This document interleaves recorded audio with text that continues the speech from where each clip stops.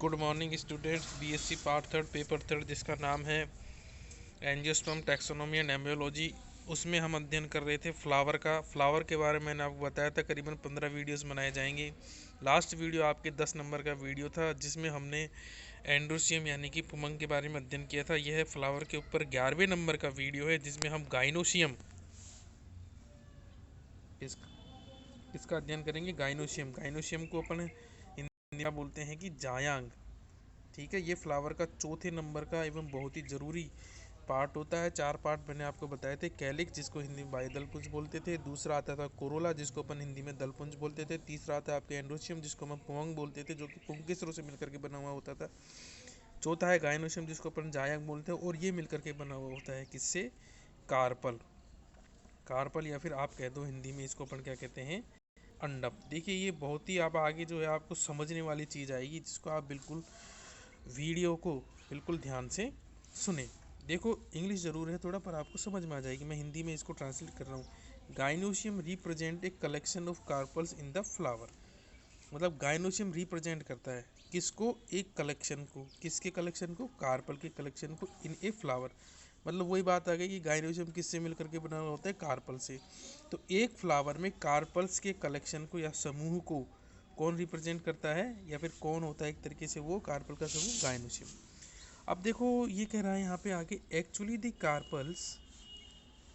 the carpels are component of a gynoecium whereas the pistil represent the visible unit। अब आप देखो दो चीज़ होती है, एक तो होता है कार्पल और एक होता है पिस्टिल। इन दोनों में अंतर जिस भी विद्यार्थी को समझ में आ जाएगा उसको गाइनोशियम आराम से समझ में आ जाएगा। तो यहाँ पे क्या कह रहे हैं? कार्पल जो है ना वो तो गाइनोशियम का क्या है? कंपोनेंट। कंपोनेंट का मतलब क्या होता है? घटक। जबकि जो दिखाई देने वाला पार्ट है ना वो क्या है? गाइनोशियम का विजिबल जो पार्ट है वो क्या है? पिस्टिल है। जैसे आपके एग्जाम में क्वेश्चन आ जाए गाइनोशियम का कंपोनेंट निम्नलिखित में से कौन सा है, कार्पल या पिस्टिल, तो आंसर उसका क्या जाएगा? कार्पल। परंतु गाइनोशियम का विजिबल यूनिट यानी दिखाई क्या दे रहा है आपको वास्तविकता में, तो वो क्या है? आंसर जाएगा उसका क्या? पिस्टिल। ठीक है, तो इसलिए अब आप देखो carpels are free, there would be as many as pistil यानी simple pistil. On the other hand, if carpels are united and obviously more than one,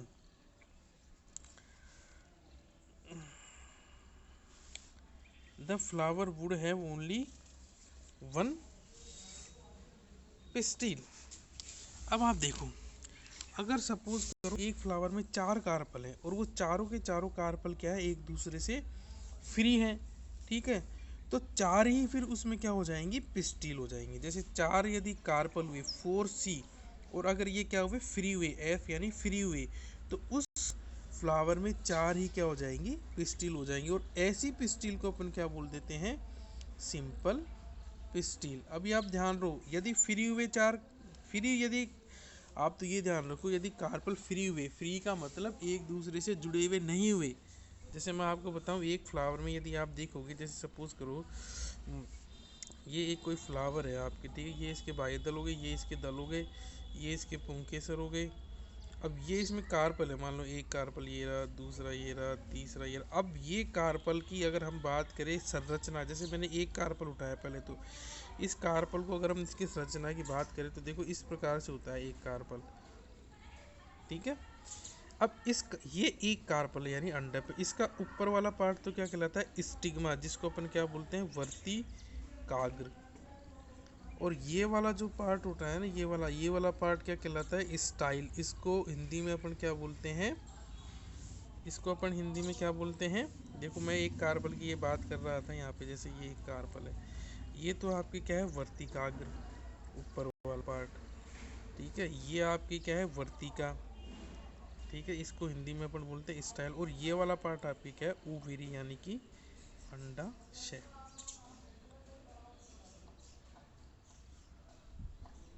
ठीक है, अब इस अंडाशय के अंदर क्या लगते हैं? ओव्यूल।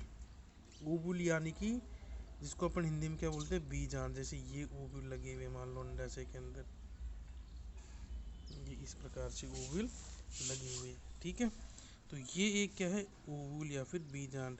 जब निषेचन हो जाता है तो यही बीजांड आगे चल के किस में कन्वर्ट हो जाता है? बीज में।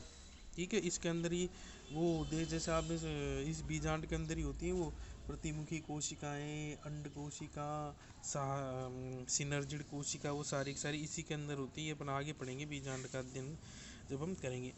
अब आप देखो, जैसे मैं कह रहा हूँ ये एक कार्बल की संरचना होगी। जैसे मैं ये कह रहा हूँ कार्बल यदि किसी फ्लावर में फ्री हो, जैसे मान लो एक फ्लावर में 4 कार्बल हैं, तो चारों कार्बन फ्री हो मतलब कि जो इस ये जैसे मान लो पहले वाला कार्बन है, इसका स्टिक, ये वर्तिकाग्र, ये वर्तिका और ये अंडाशय, जो दूसरा कार्बन है ना फ्लावर में उससे जुड़ा हुआ नहीं हो। अब मैं ये कह दूँ यदि कार्बन संयुक्त हो, संयुक्त का मतलब क्या हो गया, जो एक फ्लावर जैसे मान लो 2 कार्बन है, एक तो योग और एक दूसरा यहाँ मान लो एक और पड़ोस में, तो उन दोनों की ओवेरी क्या है, जैसे मान लो ये इसकी ओवेरी हो गई। अब इन दोनों की ओवेरी आपस में जुड़ी हुई हो, ठीक है। जैसे मान लो कोई 2 कार्बन हो, सपोज करो, जैसे मान लो ये है। अब ये इस प्रकार से ओवेरी जुड़ी हुई है, ठीक है। मतलब अगर अब हम देखें तो वास्तविकता में क्या थे, 2 कार्पल थे। एक कार्पल की ओवेरी ये रही और दूसरे कार्पल की ओवेरी ये रही, परंतु इन दोनों कार्पलों की ओवेरी क्या है, आपस में जुड़ गई। और जुड़ करके अगर अपन बाहर से देखेंगे तो बाहर से तो ऐसा लगेगा अरे एक ही तो वर्तिकाग्र है और एक ही क्या है, वर्तिका है। परंतु जब अपन ने अंदर देखा, जैसे मान लो ये 2 भी नहीं बनाता हूँ मैं आपके यहाँ पे,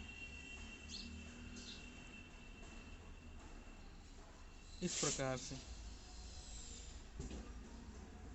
अब ये क्या है, मतलब ये वास्तविकता में 2 कार्बलों की अंडाशय है जो कि आपस में क्या हो गया, जुड़ गए। और जुड़ करके फिर इन्होंने एक कोमनी क्या बना लिया। ऊपर से जब आप देखो अरे एक ही वर्तिकाग्र है, एक ही वर्तिका है, और ये अंडाशय भी एक ही दिखाई दे रहा है। परंतु जैसे मान लो ये इस प्रकार से था, ये बीजांड तो पहले वाले कार्बल के थे, ये बीजांड दूसरे वाले कार्बल के थे। ये वाले बीजाणु तो पहले वाले के और ये वाले दूसरे वाले के। अब आपने क्या करा, इस अंडाशय का जब टीएस काट के देखा ना, तो आपने देखा अरे मेरे को तो इसमें 2 चैम्बर दिखाई दे रहे हैं, एक चैम्बर तो ये रहा और एक चैम्बर ये रहा। या फिर मेरे को इसमें 2 प्लेसेंटा की लाइन दिखाई दे रही है।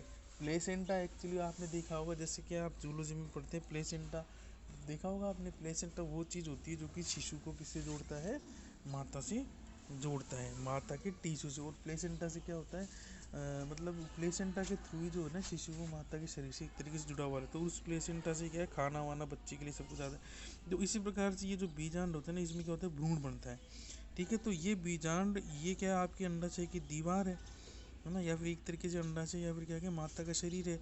तो इस माता के शरीर से ये इस व्रंतनुमा संरचना से, देखो ये जो व्रंतनुमा संरचना बनाई है, ठीक है ना, ये आपके क्या है, ये बीजांड है। ये माता का शरीर हो, ये तो आपके बीजांड हो गया, ठीक है, B4 बीजांड। ये आपके क्या हो गया, B4 प्लेसेंटा। ये आपके क्या हो गया, माता का शरीर। तो इस माता के शरीर से इस प्लेसेंटा का ये जो बीजांड है ना, ये बीजांड इस माता के शरीर से इस प्लेसेंटा के द्वारा जुड़ा हुआ है, ठीक है। तो अब आप देखो मैं क्या कह रहा था, यदि मान लो जैसे आपने इस ओवरी का टीएस काट के देखा तो आपको 2 चैम्बर दिखाई दिए। तो आप क्या सोचोगे, अरे ये वास्तविकता में एक कार्पल नहीं है, ये तो 2 कार्पल है, क्योंकि 2 चैम्बर दिखाई दे रहे हैं। परंतु ये क्या हो गया, धीरे धीरे धीरे विकास जब हुआ तो ये दोनों के दोनों क्या है कि इनके अंडाशय कार्पलों के आपस में जुड़ गए और जुड़ करके इन्होंने एक ही क्या बना लिया, इस तरीके से अंडाशय या फिर संयुक्त अंडाशय बना लिया। या फिर जैसे आप मान लो किसी का टीएस काट के देखा आपने, इस प्रकार से 2 प्लेसेंटा की लाइन आपको दिखाई दी। एक लाइन, जैसे एक लाइन तो ये रही और दूसरी लाइन ये रही, तो आप क्या कहोगे कि अरे ये तो 2 कार्बल हैं, परंतु दोनों के दोनों कार्बल कैसे, संयुक्त कार्बल है, ठीक है।